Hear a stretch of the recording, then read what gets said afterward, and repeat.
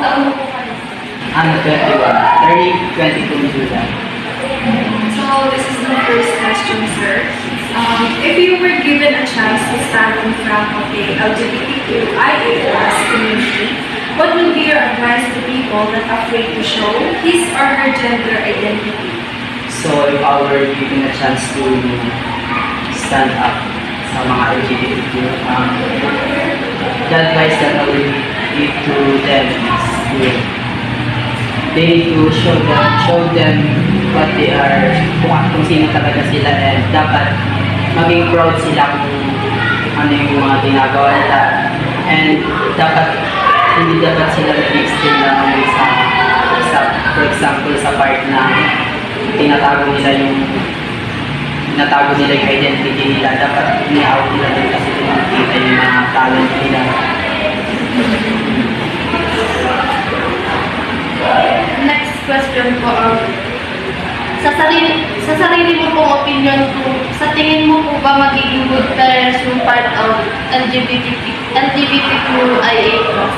So sa tanong na yan, lahat naman siguro ng tao, there's a possibility na maging good parents, maging babae man or lalaki.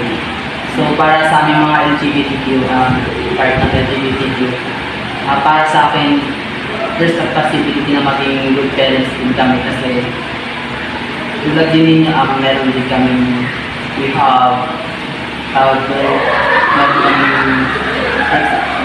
kaya din namin magmahal. So kaya din namin mag-alaga ng mga bata, magpalaki and mag-provide yung mga pangangailangan nila.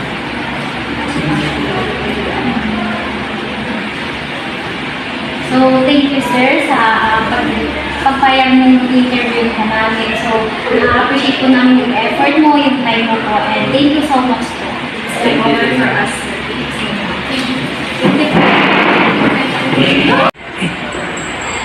So, ayan, this afternoon po, ma'am. Afternoon din po. Ma'am, pwede pong malaman namin kung anong name mo? Ako si Catherine L. Tuang, 20 years old, from Barangay Palasyan, Gitay, Quirino. Anong course po niyo? Bachelor of Science in Hospitality Management. May mga tanong po kami sa inyo at very appreciated po kung masasagot niyo po yun. Yung unang tanong po, kung bibigyan ka po ng pagkakataon ko kayo sa harap ng isang LGBTQIA+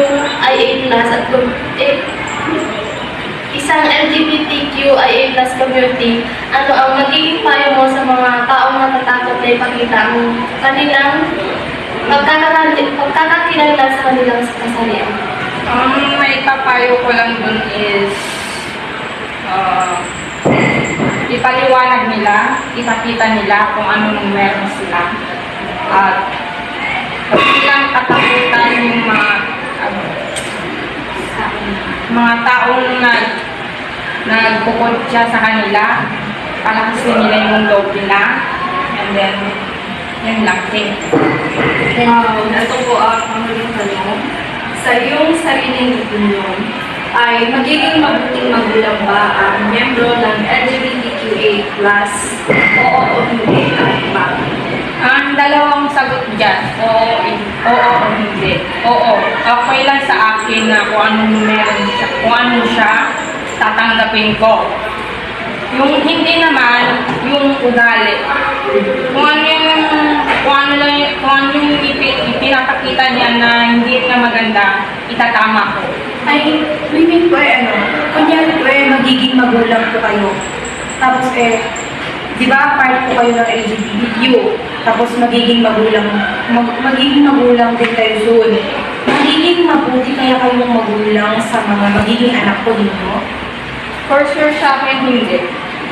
Kasi, siyempre, kung ano yung nakikita, kung ano yung pagdating niya, kung ano yung nakikita niya sa akin na mali, kaya. Mas appreciated ko yung sagot niyo. Pero kung syempre magiging parents po kayo in the future is syempre kung is kailangan as isang parents kailangan din po na ikaw yung magiging role model. So ano po yung gagawin mo po para yung landas na po hindi po kaliwa, kundi dapat ay yung, anong ba tawag doon? Gawin yung tama. Oo. Na hindi po matutulad sa'yo. Like yung sinabi mo pa kanina, kung ano yung nakikita niya is nagagawa niya. So ano po yung dapat mong gawin po? Ang gagawin ko is maging mabuti bilang magulang. Cut. So, thank you po kasi nagpa-interview po kayo sa amin at saka nakita po namin yung willingness mo po para sa amin na yung mga tanong po namin is sinagot mo po. So, very appreciated po at it's honor to na-interview namin, fellowshipan namin yung kung ano yung mga suggestion mo, yung mga answer mo sa mga question namin. At very thank you po. Thank you. Welcome. My name is Asel J. Sanchez Calenta and kasama ko po si Hi, I'm Casey Vicente Antanan from Saguday Quirino and I'm working B-Salon Magsaysay Saguday Quirino. Hello. So yun po, may tatanong po ako sa'yo.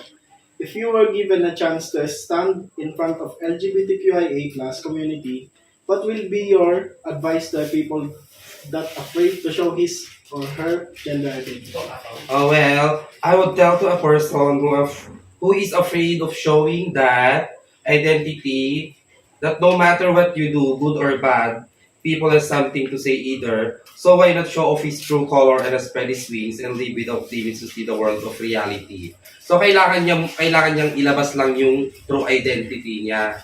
Wag niyang ikaya yung sarili niya. I-spread lang niya yung sariling yung totoong pagkatao niya para naman hindi siya ma-aware sa ibang tao. Yun lang. Thank you. So yun po, pangalawa pong tanong. If you were given a chance to create an advocacy for LGBTQIA+, what is it and why?